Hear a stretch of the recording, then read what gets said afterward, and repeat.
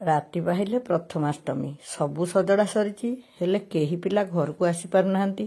ସମସ୍ତେ କାମ ଜଞ୍ଜାଳରେ ଛନ୍ଦି ହେଇଛନ୍ତି।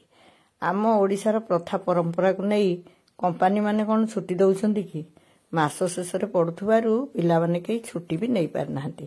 ସତ କହିବାକୁ ଗଲେ ଝିଅ ଘର ବି ତ ପାଖରେ, ଛୁଟି ନେବା ସେମିତି କିଛି ଦରକାର ନାହିଁ।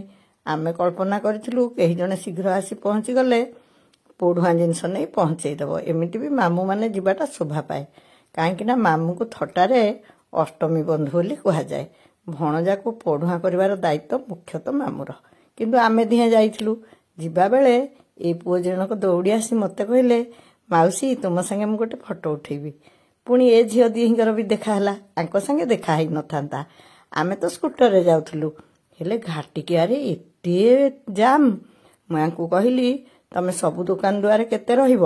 ତମେ ସ୍କୁଟରରେ ଯାଇ ଆଗରେ ଛିଡ଼ା ହୁଅ, ମୁଁ ଟିକେ ମିଠା ଆଉ ଫଳ କିଣିବି। ମିଠା କିଣିବା ପୂର୍ବରୁ ସେ ପୁଅ ଜଣଙ୍କ ସାଙ୍ଗେ ଦେଖା ହେଲା। ସେ କହିଲେ, ମାଉସୀ ମୋ ବୋଉ ପରା ଆପଣଙ୍କ ଭିଡ଼ିଓ ସବୁ ଦେଖେ, ତେଣୁ ଆପଣଙ୍କ ସାଙ୍ଗେ ଫଟୋ ଉଠିବି। ତାପରେ ଦେଖା ହେଇଥିଲା ସେ ଦି ଝିଅଙ୍କ ସାଙ୍ଗେ। ସେମାନଙ୍କ ସାଙ୍ଗେ ଫଟୋ ଉଠେଇ ସାରି ଫଳ ମିଠା ନେଇ ମୁଁ ଯାଇ ପହଞ୍ଚି ଯାଇଥିଲି ଝିଅ ଘରେ। ଆଉ ଫେରିଲା ବେଳକୁ ପୁଅ ତା କାମରୁ ଫେରିଲା, ଆମକୁ ମନା କରିଦେଲା। କହିଲା, ସ୍କୁଟର ଥୋଇଦିଅ, କାଲି ମୁଁ ସ୍କୁଟର ନେବା ବ୍ୟବସ୍ଥା କରିବି, ତମେ ମୋ ସାଙ୍ଗେ କାରରେ ଚାଲ। ସତରେ ପାଖରେ ପିଲାମାନେ ଥିଲେ କେତେ ସୁବିଧା।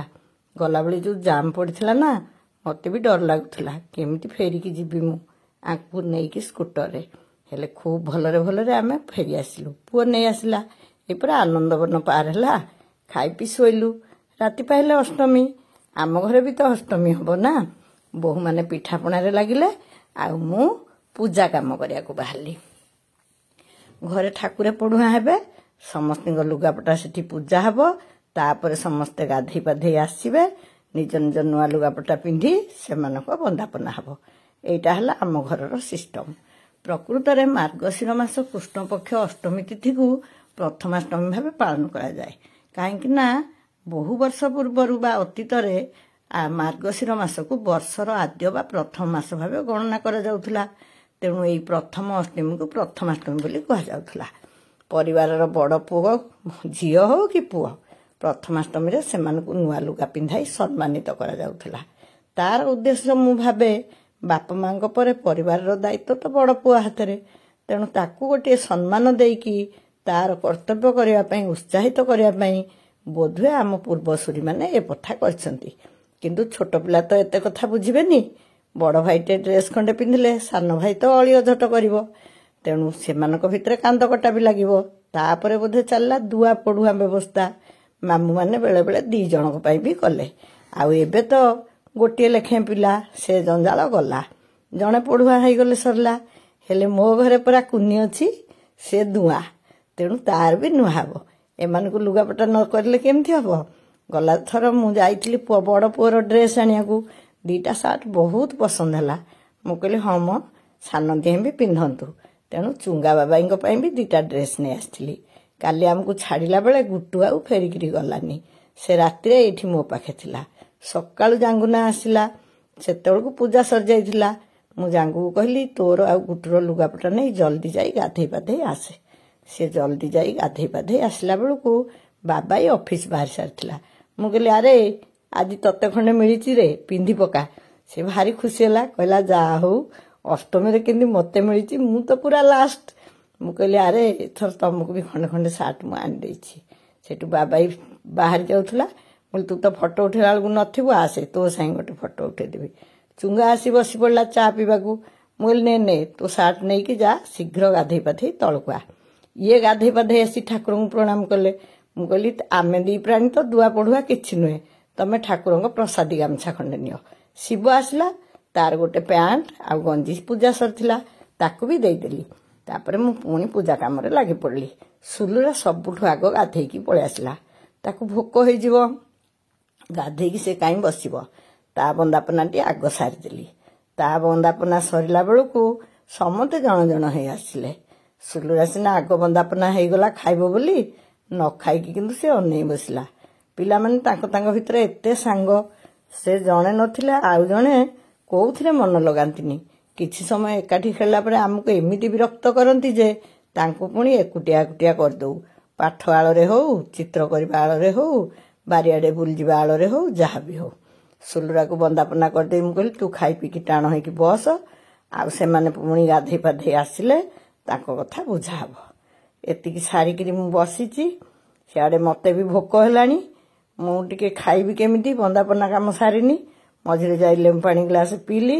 ବୋହୂମାନଙ୍କୁ କହିଲି ମା ତମେ ସବୁ ଖାଇ ଖୁଇ ଦିଅ। ସୁଲୁରାକୁ ଦୀପ୍ତି ଖୁଆଖୁଇ କଲା।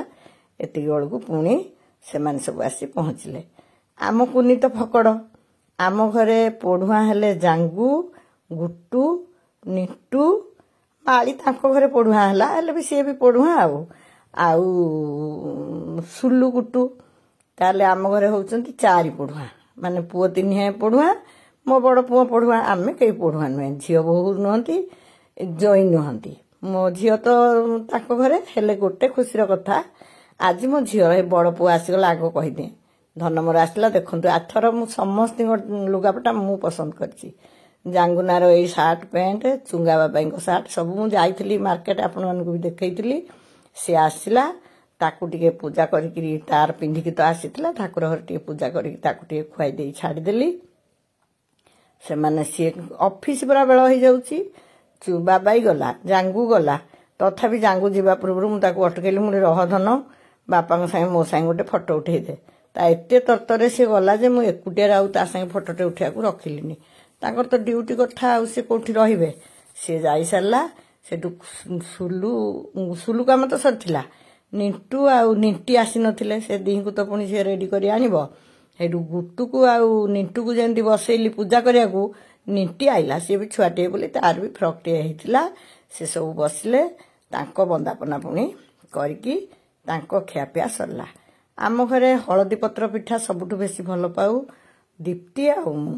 ତେଣୁ ଆମର 2 ପ୍ରକାର ହୁଏ। ସାଦା ଇଡଲି ହୁଏ, ହଳଦୀ ପତ୍ର ପିଠା ହୁଏ, କ୍ଷୀରି ହୁଏ, ମିଠା ଟିକେ ହୁଏ ଆଉ କ'ଣ ଘୁଗୁନି ନହେଲେ ଆଳୁଦମ ଯେଉଁଦିନ ଯାହା କେତେବେଳେ ସବୁ ପରିବା ମିଶେଇ ଘାଣ୍ଟ। ଆଜି ଘୁଗୁନି ହେଇଥିଲା।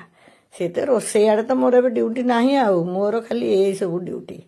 ଆଉ ଫୁଲ ଗୁନ୍ଥିବା, ଠାକୁରଙ୍କ କାମ କରିବା, ଏ ଛୁଆଙ୍କୁ ଚରେଇବା। ସେଠୁ ଏମାନେ ସବୁ ବନ୍ଦାପନା ସରିଲେ। ସେଠୁ ଆମେ ଯାଇ ସାଙ୍ଗ ହେଇକି ପିଠାପଣା ଖାଇଲୁ। ଖାଇ ସାରିକି ଘଣ୍ଟେ କାଳ ଡିଆଁ କୁଦା କରିକି ମୋ ମୁଣ୍ଡ ଟିକେ ଅଧା ଖରାପ କରିଦେଲେ। ମୁଁ ଦେଖିଲି ଆଙ୍କୁ ସବୁ କୋଉଣ ଗୋଟେ ଯୋଜନାରେ ନ ଭର୍ତ୍ତି କଲେ ଇଏ ଆଉ ମଣିଷକୁ ରକ୍ଷା କରିବେନି। ସମସ୍ତଙ୍କୁ ମୁଁ ଗେଲ କରିଦେଲି ବନ୍ଦାପନା କରିକିରି। ମୋ କୁନି ଦେଖନ୍ତୁ କ'ଣ କରୁଛି। କୁନିଟା ଆମର ସତରେ ଭାରି ଗେହ୍ଲେଇଟା। ତାକୁ କରିସାରିଲା ପରେ ସିଏ ଯାଇକି ସେଠୁ ମୋତେ ଗେହ୍ଲୁ କରିଦେଲା। ମୁଁ ସିଏ ଦେଖିଲା ତା ଭାଇମାନଙ୍କୁ ସବୁ ମୁଁ ଗେହ୍ଲା କରିଦେଉଛି, ଆଶୀର୍ବାଦ କରୁଛି, ଟିକେ ଗେଲ କରିଦେଉଛି। ତାକୁ ଯେତେବେଳେ ମୁଁ ଖୁଆଇଦେଲି ସେ ବି ସହଜେ ମୋଠୁ ଟିକେ ଦୂରରେ ବସିଥିଲା। ସେ ମୋ ପାଖକୁ ଆସିକି ମୋତେ ଗେହ୍ଲା କରିଦେଲା। ମୁଁ କହିଲି ହଉ ପ୍ରଭୁ, କିଏ ବଡ଼ ହଉ କିଏ ସାନ ହଉ ସମସ୍ତେ ବଡ଼ ମଣିଷ ହୁଅନ୍ତୁ, ଭଲ ମଣିଷ ହୁଅନ୍ତୁ। ଆଉ ସେଇଠୁ ସେମାନଙ୍କ କାମ ସାରିଲି। ସାରିକି ସେଇଠୁ ଯାଇକି ଆମେ ସମସ୍ତେ ଖିଆପିଆ କରିଦେଲୁ। ସେଇଠୁ ମୁଁ କହିଲି ଦେ ତମେ ସବୁ ରୋଷେଇରେ ଲାଗ। ଆମର ତ ସବୁ ଭଲ ମନ୍ଦରେ ମିଠା ଭାତଟା ହେଉଛି ମୂଳ କଥା। ଆଉ ତମେ ସବୁ ଭଲ ମନ୍ଦ କାମରେ ଲାଗ। ସେ ସବୁ ବୁଲି ବୁଲି ମୁଣ୍ଡିଆ ମାରିଲେ। ଟିକେ ପୁଣି ଫଟୋ ସେସନ୍ ହବ। ଫଟୋ ଉଠା ଉଠି ହେଇଗଲା। ଆଙ୍କୁ ତ ଖୁସାମତ କରିବା ହେଲା ମୋ କାମ। ଆଉ ସିଏ ଖାଲି ମୋତେ ଥଟ୍ଟା କଲେ ମୋତେ କାହିଁ ଗାମୁଛାଟେ ଦେଲୁ। ମୁଁ କହିଲି ତମେ ତ ପଢ଼ୁଆଁ ନୁହଁ କି ଧୂଆଁ ନୁହଁ। 7 ଭାଇ ଭଉଣୀରେ ତମେ ସାନ, ମୁଁ 6 ଭାଇ ଭଉଣୀରେ 4 ନମ୍ବର। ଆମର କାହିଁ ନୂଆ ହନ୍ତା ଯେ ଆମ ଛୁଆମାନେ ସବୁ ନୂଆ ପିନ୍ଧିଛନ୍ତି, ଆସ ସବୁ ଫଟୋ ଉଠେଇବା। ଯାଇକି ତାଙ୍କ ସାଙ୍ଗେ ଫଟୋ ଉଠେଇଲୁ। ଛୁଆଙ୍କୁ ଧରିକି ତ ଫଟୋ ଉଠେଇଲା ବେଳକୁ ଇଏ ଯଦି ମୁହଁଟା ଉପରକୁ କଲାଣି ସେ ତଳକୁ କରିଦେଲାଣି, ସିଏ ଯଦି ବଙ୍କେଇ ଦେଲାଣି ଇଏ କଲାଣି। ମୁଁ ଯେମିତି ହଉ ଆମର ତ ଛୁଆ ଚିହ୍ନା ପଡ଼ୁଛନ୍ତି। ଆଉ ଏତେବେଳକୁ ଚୁଙ୍ଗା ସେଠୁ ବାହାରିକି ଆଇଲା। ମୁଁ ଲାରେ ଧନ ତୁ ବି ତ ଏଇନା ଅଫିସ୍ ପଳେଇବୁ ନା? ହଁ ମୋତେ ଜଲ୍ଦି ଖାଇବାକୁ ଦିଅ, ମୁଁ ପଳେଇବି। ସିଏ ବି ଖାଇକି ପଳେଇଲା। ତା ସାଙ୍ଗେ ଫଟୋ ଉଠେଇଦେଲି। ସେଠୁ 4 ଛୁଆଙ୍କୁ ଆଣିକି ପଢ଼ା ଘରେ ବସେଇକି ମୁଁ କହିଲି ତମେ ଖେଳ ଆଉ ମାମା ହରିକା ରୋଷେଇ କରନ୍ତୁ। ସତକୁ ସତ ସେମାନେ ବସି ଖେଳିଲେ। ଆଉ ଝିଅ କଥା ଭାରି ମନେ ପଡ଼ୁଥିଲା ମୋର, କାହିଁକିନା ମୋ ଝିଅର ଆଜି ଜନ୍ମଦିନ। ହେଲେ ଏବେ ତ ସେ ଆସିପାରୁନି, ପୁଅର ପଢ଼ା ଅଧିକ ହେଲାଣି। ଆଉ କାଲି ତ ମୁଁ ଯାଇକି ସବୁ ଦିଆନିଆ କରିକି ଆସିଛି। ଆଉ ଆଜି କ'ଣ ସେ ଆସିବ ନା ଆମେ ଆଉ ଯାଇପାରିବୁ? ପାଖରେ ହେଲା ବୋଲି ଆଉ କେତେ ଯିବା ଆସିବା ହବ। ତାଙ୍କର ବି କ'ଣ କାମରେ ଥିଲା, ଯାଇଥିଲେ ସେମାନେ କୁଆଡ଼େ ବୋଲି ମୋତେ କହୁଥିଲା। ମୁଁ ଏଇଠୁ ବସିକି ଠାକୁରଙ୍କୁ ଟିକେ ଜଣେଇଲି। ଆଉ ମୋତେ ସେତେବେଳେ ଭାରି ସୁବିଧା ହେଉଥିଲା କ'ଣ, ବଡ଼ ପୁଅର ପ୍ରଥମାଷ୍ଟମୀ, ଝିଅର ଜନ୍ମଦିନ ଏକା ମାଡ଼କେ ସବୁ कटि जाउथला आ द्वितीय थर मते किछि करिया पड़नथला आजिर हळदी पत्र पिठा ठाकुर को अर्पण करिकी मु मोर 4 पिलांकर शुभ कामना कली ता सहित समस्त को आजिर शुभेच्छा अभिनंदन जनाऊँगी। हाँ आपण मान आड़े बड़ी अनुकूल हुए ना नहीं प्रथमाष्टमी मत जनइबे आपण मैंने किए सब प्रथम आ कहा आड़े सपरिवार नुआ करिवार विधान अच्छी मत जनइले मु भी विभिन्न एरिया विषय जानी पारिबी। आमर एठाकार रीतिनीति तो बड़ को दबा बेस खूब बेस द्वितीय को आजिकल आ द्वितीय पर तृतीय कहीं जे क्या लुगापटा हम बड़ी पकईदे मु खियापिया करके विश्राम नवाक गली शोक उठिक भाविली जाऊँगी भिडटा एडिट करी यही कथा भाविला बेलू मन पड़ा मुझे अरे हे आमर पूरा हलदी पत्र किणा है हलदी पत्र आम बाड़ी अच्छी आपण मैंने किए बाड़ी हलदी पत्र पिठा करिसेंती कि आमर जेते पिठा आज होता सबू आम बाड़ी हलदी पत्र होता सेटा देखेवाई बारियाड़ को लुगा तोली गला बेलू से भिड करा गला बेलू फोन खोलला बेलू पुओ मो नातीर फोटो पठे देछि ताकू टिके जॉइंट करदेली देखंतु मु सकाळु पूर्व दिन रातिर आमर सबू भल भल पत्र तोली दिया हैतिला हलदी गछरे आ बेसी पत्र नथिला तथापि आपण मानको जानिया पई मु से भिडियोटी भी जोडिली आमर ए आजिर कार्यक्रम आपन केमति लागिला जणैबे मु जो सब्सक्राइबर मानको देखिथिली से मानको देखि मु बहुत आनंदित होइथिली से कथा पई भी सिथि पई आपन को जणै देली आ आपण मानकर स्नेह शुभेच्छा मतामत सब मते आनंदित करिवो एई अपेक्षा रे रहिली।